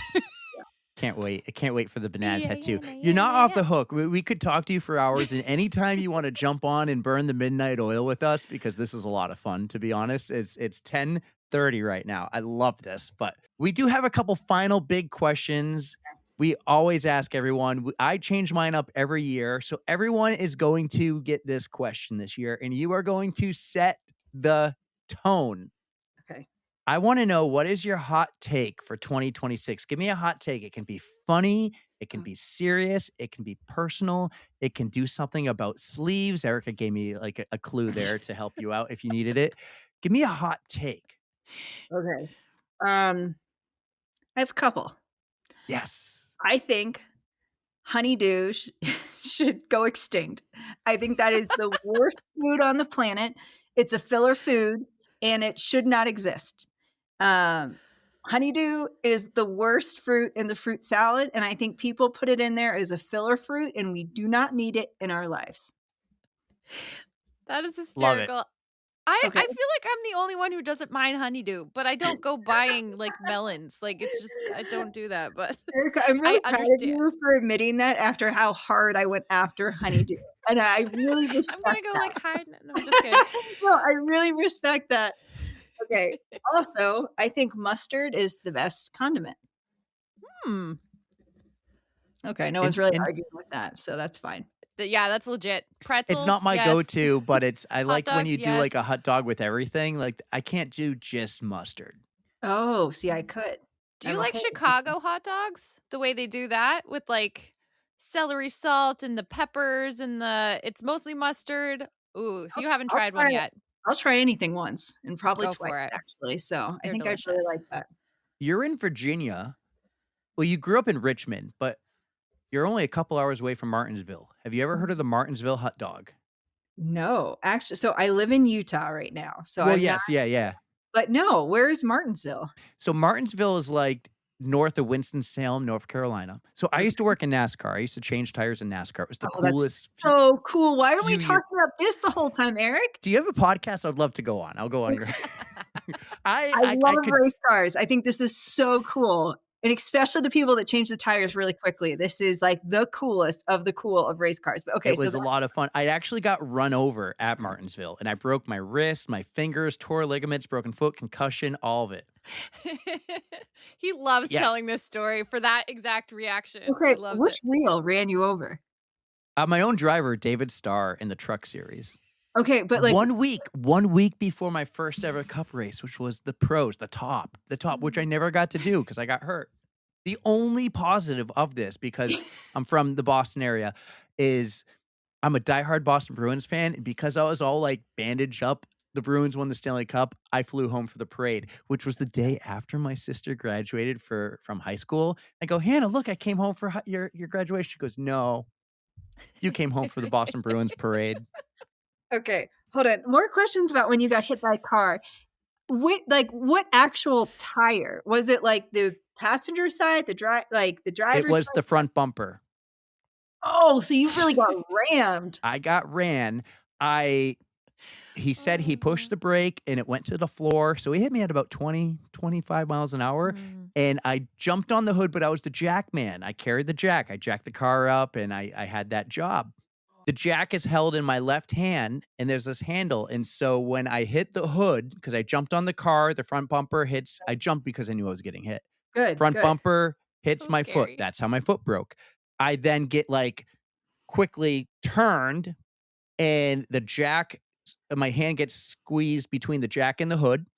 And my back hits the windshield. I broke the braces in the windshield and I went up and over the top of the truck and landed on the back tailgate. And it looked like I got stabbed like 10 times in my back because I hit like the spoiler or something. And you want to know what? I got right back up and I finished the pit stop. No, you did not. Yes, I did. Okay, so you got up, you ran around the front and then jacked up the car? Yeah. Well, he actually he kept going and then he came back around, came down pit road the next time by, and someone grabbed the jack and I'm like, nope, this is my job.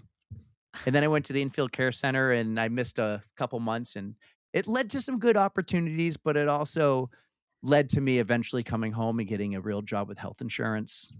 Okay, And this is a wild story. Back to when you got hit by the car. yes, So you go over and then the driver decides, I'm just going to keep going and I'll just loop kept around going. next time. I remember like watching him go and my jack is bouncing down pit road. See, these are new details I haven't even heard. My So gosh. this is like We have a couple friends who listen, and I could bring them on one time, and they can like Ryan Painter, like was watching me from somebody that Erica knows was watching me from 2 pit stalls in front, and he gives a great perspective of this. Another guy was Steve Freimeyer. Like they give these great perspectives because the whole time it happened, I blacked out, but I heard everything. I could hear everything, but I closed my eyes or something. Okay, what did Mr. Starr say to you when he was done with the race? It wasn't that good. He came by like, oh, I'm so sorry, man. I'm so sorry. He's this Texas guy with a Southern accent. And Which he's like, I does pushed make the it a brake little- down. I tried to play it off cool, like I'm okay. I knew I was messed up. Yeah. mm. Dude, Yeah. I feel like I'm so sorry is like what you say when like, I don't know, you like accidentally get, like kiss them a flat tire, like with their shoe. Yeah. Yeah. When you hit someone with the car, I think they're oh You my have goodness. a point. This Yeah. is a wild story. I never saw him again after that, actually, because I lost my job because Dude. I was hurt and they got another jackman. But like I said, it led to other opportunities within NASCAR. And I started working for Joe Gibbs, who you probably know who Joe Gibbs is. Love Joe Being- Gibbs. being Huge from Virginia. Joe Gibbs fan. Yes. Yeah. So that opened the door for me to work at Joe Gibbs Racing a Okay, couple months that's later. really So cool. That's really Yeah. cool. Joe's a good guy, huh? yeah, good guy. Really good. And Does man, he send what you a a Christmas card? I'm still stuck on this. So he He like should. said sorry. Does he send you a Christmas card now? he doesn't even remember. Like he probably's like, oh yeah, I hit some guy one day. Oh The my worst god. part, nobody got this on video. There's no We were video running like evidence dog of this. shit. Yeah. We were in like 30th place. I had a friend who worked for the Speed Channel. I tried to find it. Because you know why? I had a big crush on Michelle Beadle at the time. You know who Michelle Beadle is? No. She worked for ESPN and she had this show every day and it would be the not top 10 and they would show all the Oh. like not like the bad highlights. I'm like, I'm going to be on her show. Yeah, you would have. If I it was know. on tape, you I would know. have. Oh, And it has no. to be. There's so many cameras. I mean, this was 2011. It has to be. I mean, it was probably standard death, but Wow. This yeah. is a cool I wild- have the hood though. I do have the hood. It's in my dad's shed. Okay, that is really cool. Okay, Mhm. that does redeem it a little bit. And When also, I build my Oh, own man. podcast studio, because this is gonna happen one day, the hood's gonna be in there somewhere. Like, that's that's where I'm gonna put it. that's really awesome. And I am Yeah. sorry So I just laughed wild. so hard at this story, but I this love it. This is a storytelling podcast, and I don't mind sharing them sometimes when someone's really into it, oh but my I god, do like to make it It's about you. wild. It's so wild. it's pretty wild. I actually I know of a story of yours. I wanna hear this, and then Erica can ask her question, Go but, for it. I sometimes do research, and I find out stories, and I don't tell Erica, but your mom was in a movie, Oh my god. and there's this famous line, "Your ass is grass, and I'm the lawnmower," and you even wear a T-shirt every Halloween about this movie. Tell me this story. Oh my gosh. This is so funny. So, I don't know. This was probably 15, 20 years ago maybe, but I have an uncle who was like when Craigslist was like a really big thing and a little bit safer. So he came across this person that was his life dream to make this monster movie and he was looking for extras and he paid him $50 an hour to be an extra. And my uncle has like a really cool job like at the White House or something. Like he does like not he's not political, but he does like IT and stuff. Mhm. And so he was like, "Yeah, that sounds awesome. I'll be an extra." And when he gets there, they were looking for a lead, and it was like an all-American sheriff, like a woman all-American, like and he's like, "Oh yeah, my sister kind of like meets that." And so he calls in my mom, and for the next like few months, every Saturday and Sunday, they meet to film this movie called The Meat Thing, and it's about this alien that comes down and like eats people. And so my mom is like the take no prisoner sheriff, and it is the worst movie I have ever seen in my life. And it's not so bad that it's good. It's like so bad it's terrible. Oh, Like it really no. is the worst movie. But like this was this guy's like lifelong dream to produce it. So I think he saved all his money and like got a really nice camera and all these old-fashioned cars and then made this movie. And so because like my mom is so embarrassed of it, actually I think my mom really loves it. I think she was a star of this movie. So I think there is some secret part that she thinks it's like she's a very funny woman. So she gets the joke of how bad it is. I But love so I it. made the meat thing shirts and gave them out one Christmas.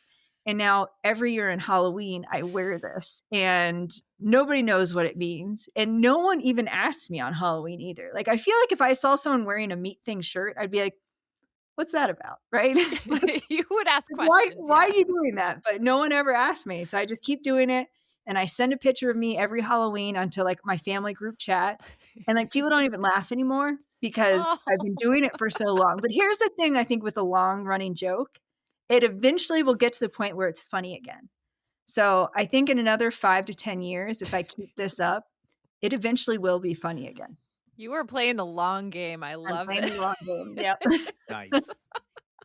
I do good there, Erica? How do I top this? Yeah, absolutely. I had no idea. Are we talking? So it's MEAT, meat thing, right? MEAT, meat. Yeah. Because it Oh like, my God. because really this alien likes to eat the meat off of people. And the meat that it usually targets are on a woman's like breast and buttocks. Of course. But it is more attracted to men. So like he desires men, but likes the meat off of women. It's a That really is a movie. Mhm.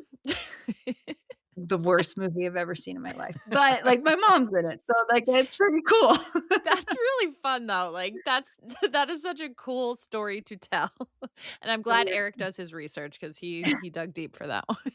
It's weird. It's a weird thing, but it's fine. Like, how do I like, even I think one Halloween for someone just to be like, "Hey, like, why are you wearing that shirt?" And I'd be like, "Well, let me tell you, buckle up? grass is grass, and I'm the lawnmower." I love That that line line. is That like that chef's kiss. that line though. did it It's for me. perfect. Recently, so we have a group family chat for Wordle too, and the Wordle was grass. So again, I used that opportunity to bring up the movie and the quote, and again, like no laughs, but that's okay. Damn. Yeah, I 5 more love that years you and it'll be keep good. going with it, though. Yeah, It- keep it up. Long game. Erica has a really hard So I question, don't though. even know. I don't even know how to transition. Like that was too awesome. But but Keira, we have a Spotify playlist, and at this Ooh, point, it's like a solid 24 hours long with all of our guests adding songs to it. But I would like to invite you to add a song to it. So okay. I imagine like when you're racing, you can't have music, but do you listen to anything like on your normal runs training? Yeah, I do. I'm either listening to an audiobook or music on all my Hmm. recovery runs. So workouts and long runs, I simulate like races, but Yes. otherwise, so I listen to a lot of music. And I am What do you got for us? okay. I don't know if this is, you know how people have that trait that it's like that, like a serial killer trait. Do you guys know what I'm talking about? Like people do something that's like, I don't know, just weird and called do you guys play this game? Like me and my friends, like we have this game where like if like that's a serial killer trait. Like when you do that, that's like you I guys can I can Okay, I I'm know now. picking Yeah, up what yeah. you're putting down. Yeah. okay. So my one of my serial killer traits, I think one is that I put on socks first when I get dressed, which is probably weird. I've been told in locker rooms, but the That's second weird. is that but Confirmed. here's the thing, your feet are cold and you don't want to be like standing on I I don't gotta know. put underwear on first. I don't like sitting bare butt on like the cold bench. Nope. Socks. Try socks and tell me what you think. I think Oh, you're gonna I'm enjoy gonna it do more this than tomorrow, and I'm gonna send you a DM and tell you how weird it was. no pictures necessary, but you I'm can not gonna describe. take content. Okay, but my other thing is that when I like a song, I will play it on repeat, like for like I can go for a 20 I mile do that. and listen to I the do same. that. You do that too. Okay, Erica. Here we go. In the car, because if I get like that euphoric feeling, like if it's a song that I really like and I'm just like, "Oh my god," and I just get super excited and I have to listen to it like over and over. Okay, But it here's my does like question. get old after a while, but Okay, for me, it doesn't get old, but it does sound like the singers are getting tired of singing it. Do you hear that? Or is that just me? Like eventually I'm like, "Oh, they're really tired of singing this I don't part." know if I've ever noticed. I'll have to put something on repeat and give it Okay, another maybe if try. you get to like 100 listens in a row, then you're like, "These guys are real tired." But the song that I've been so is this a running playlist? I mean, Uh, yes, There's but you can so add whatever much you people. want. Okay, Yeah, people have added It's songs all that over I'm the like, map. yeah, I'll be honest, I cannot listen to it while running because I hit next so many times. okay. The song that I last did my repeat challenge with, is "All the Debts I Owe" by Camp. Ooh, You guys heard this one? I don't know this one. Okay, there's something about this song that just, like, it gets me going, and then it slows it down, and then gets me going. I think it's just oh, it's such a great song, and they have not gotten tired of singing it for me yet, so I know that's There why we it's still, like, go.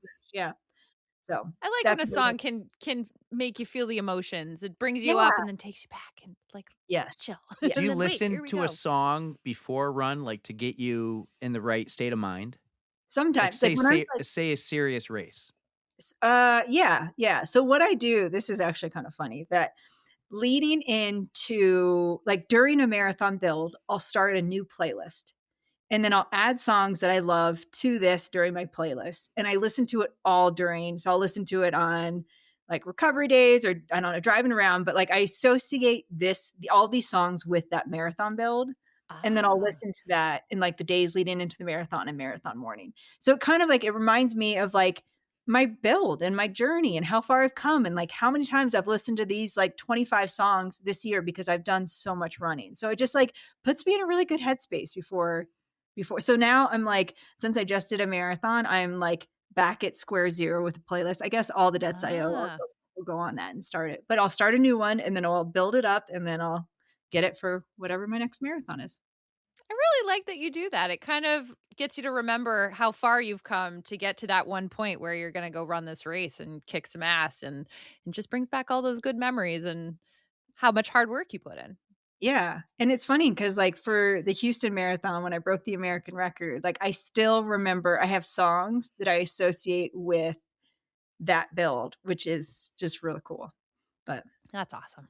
Well, if you ever need someone to create you a playlist, I'm going to pump the tires for Erica here Mm. because no. I've asked her to do it a few times for things. We did a live show. We've done a couple live shows. I want like a playlist that goes 30 minutes for the show and one for after. And also running. She does a top-notch job. Like More A than plus. happy to more than happy to However, make one. I just need to know your vibe. That's the one thing that I can go off of. You tell me I what you're wanna know looking your for. vibe. I think I definitely wanna take you up on this, and I wanna get Mhm. into the Erica vibe. But Mm. 2, also, when you just said pump the tires, you know who else should have done that? David Starr. Now maybe he should have been yes. pumping the brakes. Yes. I have one Beautiful. song though that I think you should try on repeat, and this might be a serial killer trait. Okay, I'm so excited. Let's go. What is it? Oh yeah, by Yellow. Okay. By Yellow. I You don't ever watch Ferris Bueller's Day Off? Oh my gosh, this is such a good song. Boom chicka chicka. That's the That's Try one. good. doing that on repeat so many times. I want to hear how it goes. Challenge accepted. Are they ever I'm tired trying of to saying think. "Chicka chicka"? I will get to that point where I will tell you if they are or not. This has been so much fun. Beyond like this is our first time recording in 6 weeks. I felt rusty at the very beginning, but like now we're just cruising. Thank you so much for your time. I just want to get that out of the way. Like this has been This was incredible. a total blast. Especially once I like calmed down a little bit. Your email said you have so many oh crap stories, and I kind of described what oh crap means. The code brown. It's not necessarily a real code brown, but it could be tripping over an alligator, which Susie Chan did. It was amazing. Like any oh crap moment.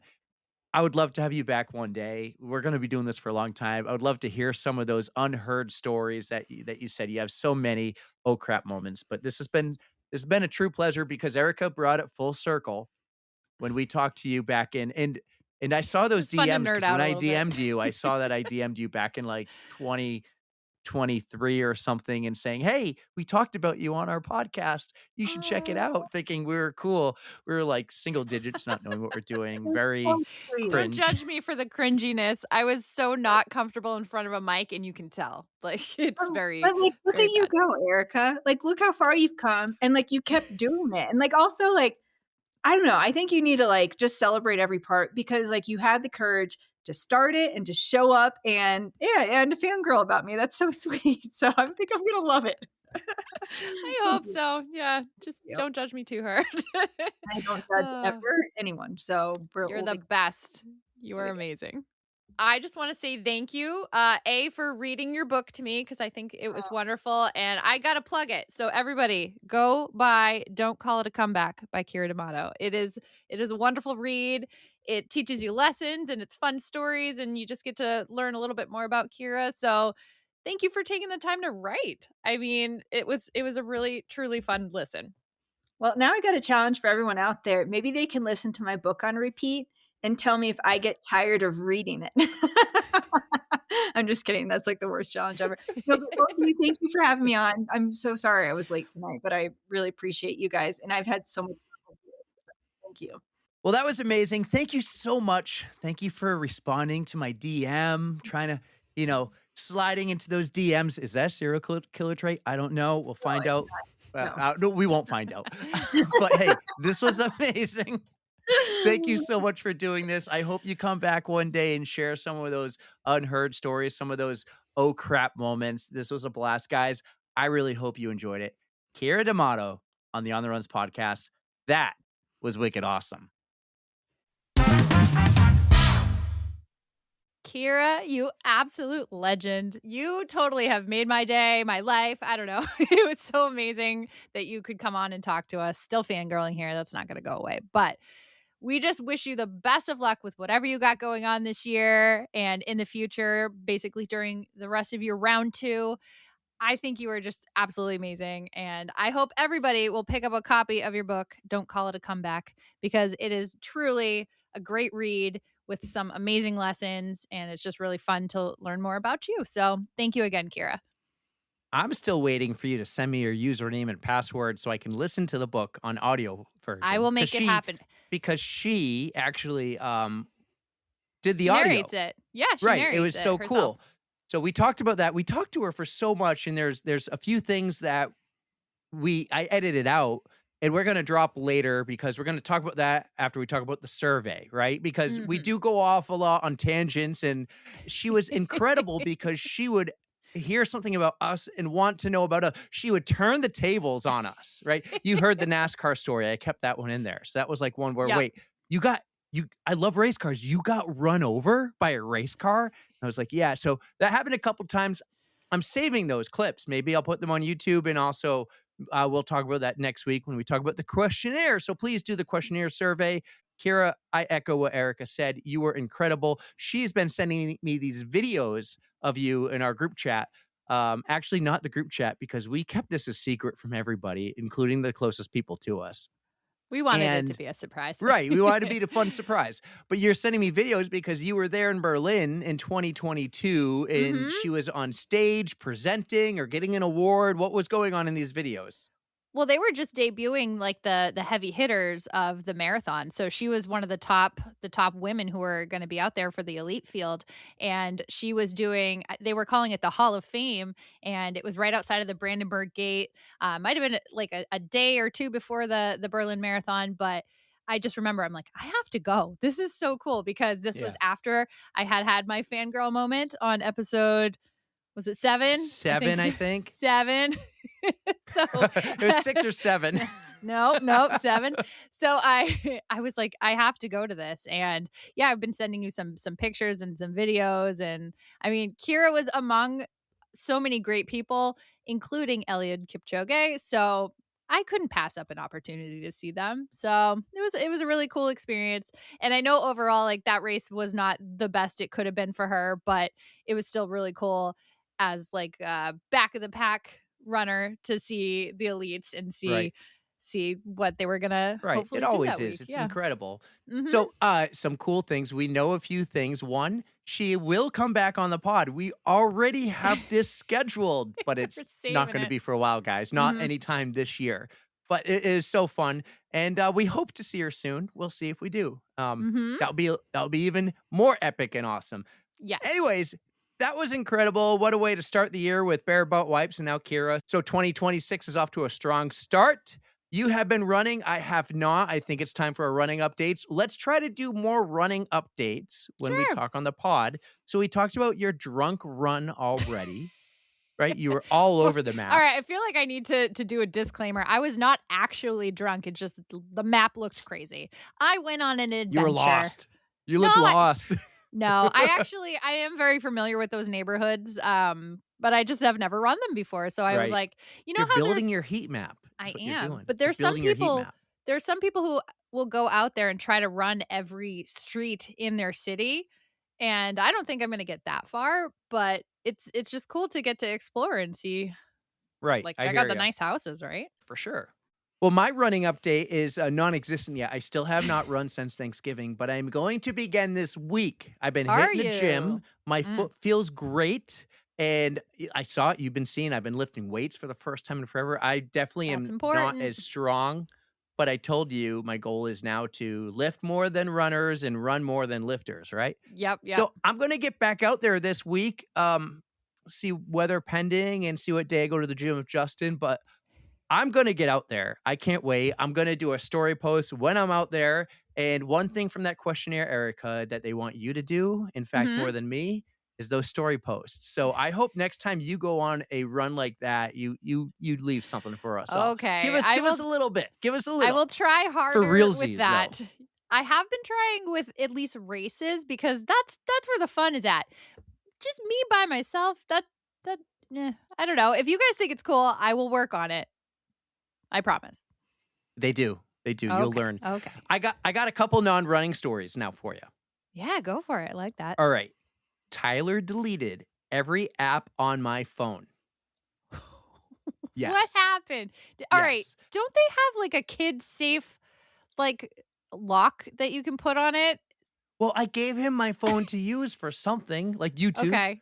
whatever. How did he delete it? He now knows how to factory reset download it? games. He knows how to Oh, search for no. games. These kids are smart, right? They're 4 You're years gonna old. get They're a so smart. charge on your phone for like they're gonna buy stuff. Oh my God, you're right. You need So- to fix that fast. I say no games on dad's phone. No games. Like you have what you have. And sometimes I'm like, oh my God, where'd all these games pop up? Like 12 games or something.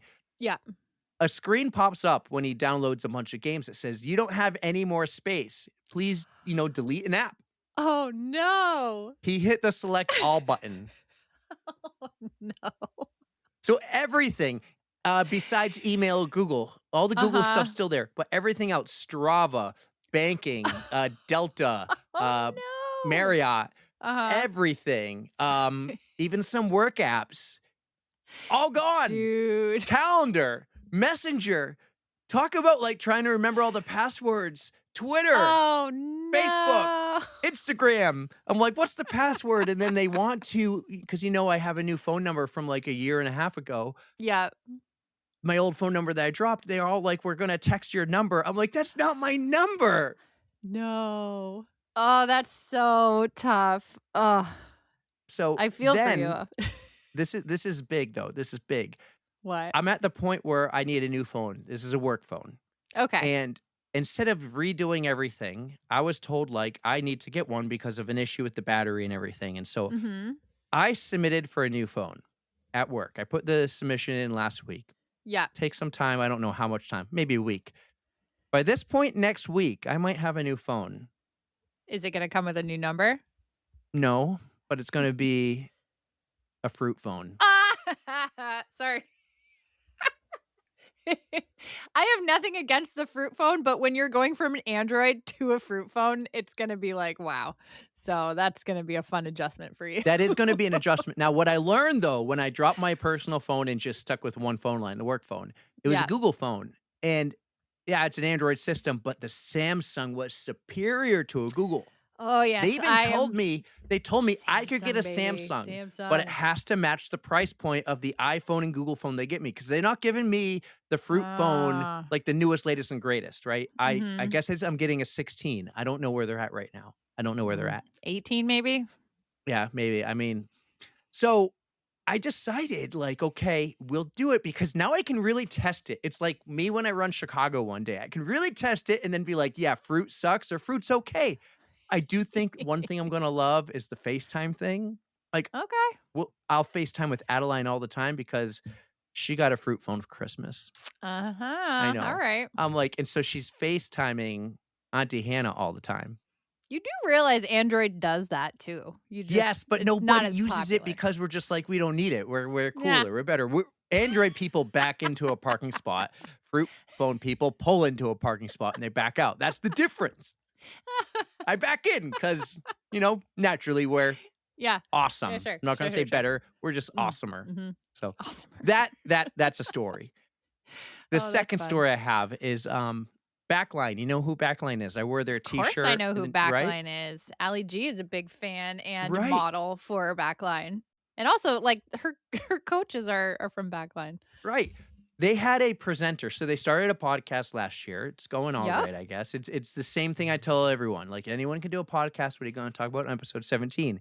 It's taking a while to get to episode 17. But they'll figure it out. Yeah. They're stuck at 9. Hey, they nailed the clothing thing, so that's They did. Oh really my God, the important, clothing so. is unbelievable. Yeah. So they had a guest come talk in front of a crowd at their office in Brooklyn, New York. Yeah. And they sold out right away. So they thought, why don't we live stream this? So they contacted me, asked Ooh. about live streaming on Riverside because they do Yep. the whole podcast on Riverside. And I Great. talked them through it. I told them how to do it, right? And this is all Allie. I'm giving her everything I know. Yep. I forgot what night it was or whatever, but Allie just sends me a link one day. Hey, check this out. And she sends me the Riverside link to their studio. And I think she meant to send me like the YouTube link to the stream. So they're but you were 50-something minutes into this live stream. And you I were clicked the actually in the link. studio, weren't you? I click the link and it says like enter studio. It skips all these other things like name and all that because they know it. Riverside knows who I am. And it has me as a host, which I don't know this because it's on my phone. I'm never on Riverside on my phone. Yep. So I go in the studio and I quickly realize I'm sitting on the floor, by the way, playing checkers with Tommy. And I just thought I was going to be watching. I quickly Yep. realized now everyone watching the live stream sees the two people sitting at Backline with the backdrop, and then they just see my ugly mug. I panic, and naturally I hit the red button that you would think would be end call, like leave the room. Uh-huh. No, I hit because it had me as a host. Stop recording. No. Yes. I know. Oh my God, dude. I know. This is a great story. You didn't even tell me you had this story. So the next thing, I'm texting Allie, and she's like, "What the fuck just happened?" I'm like, "I ended your stream." And she goes, "I think it's still live though." And I'm like, "Nope, I went to Backline's YouTube. It's over." And it ends with just like that image of me. And all you hear is Tommy echoing, like, "Yeah." And this guy who, like, the two people, everyone in the room hears it, and there's like this awkward silence. And the guy talking goes, "Exactly." They had no clue what that "yeah" was. They just heard this loud 4-year-old go, "Yeah." Okay, after this, I am so looking that up. This is Well, they hysterical. might have Taking it removed down? it because when she hit record Oh, again man. seconds later, it didn't go back to live, but they're gonna edit and piece the whole thing into one Put it video. together. Oh, man. That would It be a might still be there. fantastic blooper. I know. Well, I cannot. I could probably find we could probably pull it out from Riverside because it's still there in Riverside. Is it on the live Yeah. stream? I don't know. We're not gonna This go is back and so look at funny it. to But me. I'm crying a little bit. yeah. I thought everyone who Oh, likes to stick man. around for the end would Yeah. enjoy that. But guys, what an episode. What a week. The Patriots are going to start right now. It's Sunday night when we're recording.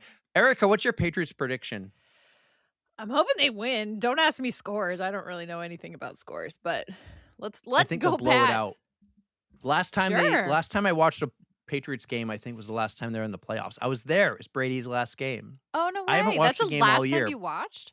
Well, I mean, I went last week, so I got to see a winning game, and I'm just hoping that they can keep the momentum. I haven't watched a Patriots game in like 4 years. A football game dang. for that matter, unless it's on Thanksgiving or something. I have or watched so much You've football watched this so week. many. I will probably turn it on because I'll be editing and I'll just turn it on the TV. Like if I ever catch a game, it's the 8:00 game. Oh, yeah. So, well, there you go. Yeah. Yep. The that'll 1 be o'clock, perfect 4 timing. o'clock's never. Yeah. I'm going to go No. downstairs after this. Brandon's already watching the game. I'm going to put the Normatec boots on. I've had them on earlier today, and they made my legs feel so amazing. And they're still so tired and sore that I'm going to put them on again for another like hour. I had them on for like an hour and 45 minutes earlier, I think. There you go. Yeah. And it then was Monday nice. night, we got our big meeting. We got a big We meeting. We're not recording do. with anyone this Monday night. Yesterday, for everyone We're listening, we have a learning meeting, Valuable and information. we're gonna get we're going official. We're going public. Sure. Thank you, Carolina, for helping us with all this. But it's Dinner going to be a great date. week, guys. Any last notes from you? I started the pit. I know you didn't start the pit. Episode 1 was good. I'm going to go back and watch the entire first season. But any last closing out notes for you before we go? Well, I'm not looking at the show notes, which I did this week. So, like you said, and I have a streak going now with my show notes, so I got to keep it For going. realsies. If I say for know. realsies, you'll do it. So for If you realsies, break let's out get a the story realsies, post this man. week. Uh-huh. I can manage that, but Winter Warriors is going great. I love that I'm making We got a Tara team, happy. too. We got kind of a big Yeah. team. Thanks, everyone, for Yeah. joining. I think I'm we have, not like, on the team, 6 but people, perhaps? that's 6? awesome. 6. 7. But yeah, it's going really well, and it's actually motivating me to go outside. The weather is helping.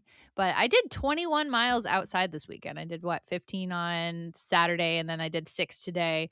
And it was still a little on the chilly side. It was windy when I went outside, but I'm doing it for the team. I'm doing it. Listen, today see and what I can tomorrow do. when you're listening, Tuesday, Wednesday, it's going to be in the mid 40s. So get out there, enjoy. Like, this is Beautiful. nice. It's shorts weather, shorts for sure. T-shirt if you're like me. I still can't get myself to wear shorts. The only time I would do it is if it was April and I'm running the cheap marathon and it was like 42 degrees out at the start and I just didn't want to wear pants anymore. So shorts it was. Well, enjoy it while you have it right now because Friday, Yes. Saturday, Sunday, it's going to be snow. It's going to be no. at a high 33. So You're bursting my enjoy. bubble, man. Enjoy Boo. that cheap training, possibly Boston training. Well, let's gonna focus crush on it. cheap. Let's focus on cheap because that's a definite. And guys, go like my post on like the comment that I put on the Poland Spring post because Like mine, I don't know. too, I can need when I post can- it. and Eric's. I need all the help I can get because I don't know what they're looking for. I want them to like me. Pick Some me, machine just choose picks me, it randomly. love Watch. me. It's just some machine. Yeah, Maybe we'll get lucky. Everybody's using that. Last thing, did you see Hannah's post? Like, love me, pick me, choose me, but for all 6 world majors. Or was it all Hannah is 7? Hannah's the perfect candidate for that. So she's Mhm. applying, I think it's with Marathon Tours and Abbott, and they are going to pay for somebody to travel to all of the majors, all of them. And she Should gets I like do a that too? travel. No, let your sister have it. I mean, you can go for the free Boston, but nah, I don't care what you do, but good luck beating your sister's entry. That was an She was awesome video she texting put me up. and my brother all week, asking for a video, asking for this video. Alex, do you have a Mhm. video of this? Eric, do you have one of us talking on the podcast? Eric, do you have one? She'd send me the exact video from Instagram, like a screenshot. I need this video from New York. Nice. I'm like, what is she doing? And I Her know others editing have skills. applied for this. I've seen Chef's their kiss. videos. Mhm. Hannah knocked it out of the park with that video. If you Yeah. get in or not, Hannah, if you don't get in, like, keep it up. You're freaking crushing it, and your content game has been spot on. Like, you can, She when you go to good. Tokyo, will you please do a On the Runs Instagram takeover for the entire Tokyo trip? Yes. Please? That would be Please awesome. take everyone with you. We'll give And you the then- login, the credentials.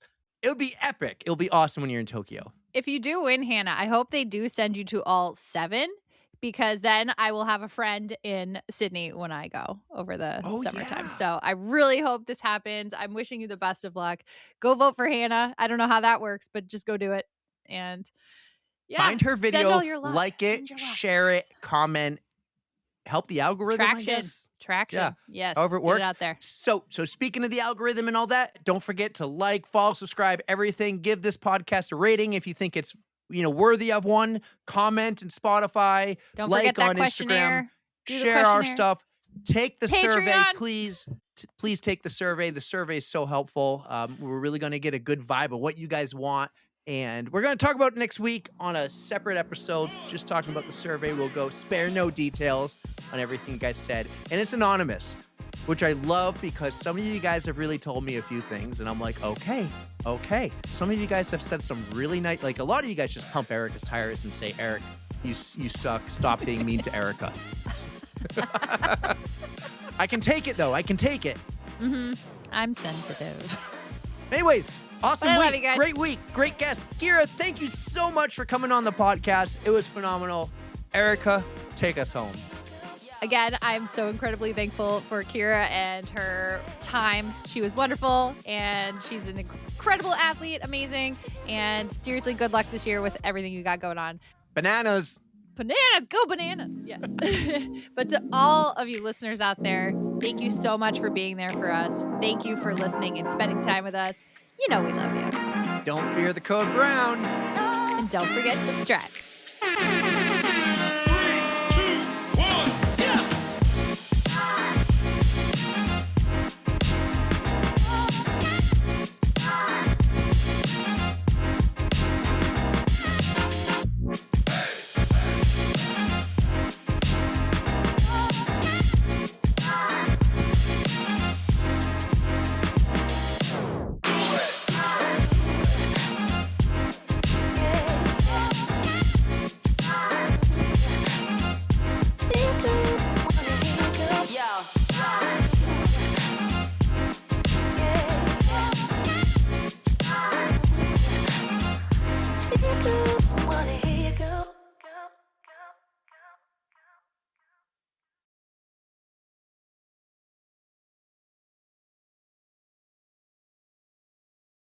Wow, it's very nice. We just downloaded a bunch of new items for our soundboard. And earlier I mentioned the whole DeLorean thing and I couldn't get to it quick enough because I need to replace it. But I was going to play this one. Like, we're going to hop in that DeLorean, hit 88. When this baby hits 88 miles an hour, you're going to see some serious shit. This is so good. This is We have a really lot of cool fun. You guys have a soundboard. Yeah, we have a lot of fun. won't I let me need to have it. replace it because I keep looking over here for it. And so Erica's favorite one is, Wayne's World, Yeah. when they go back in time. Yeah. That's a really good one too. And then a whole nother story is she made me do 8 fart noises, and we're not going to get. I wanted like 2, and you put 8, and some of them are really, really vulgar. Even like I laugh at farts. Like who doesn't? Listen, I don't know what But- the truth is here, but I'm on Erica's side. Like, I feel like no girl would want more than 2. Well, she got 8. I gave her the whole I just board to wanted the page little 7. one that went like. like the little Yeah, cute just a part, little. but like he Yeah. put 8. So I have I'll preview variety, some but later. I I'll can't preview press some the later buttons. off air. Or maybe on air, but put it in the blooper reel or something. Okay. Starting off strong. It's still echoing. That's like a 5-second echo.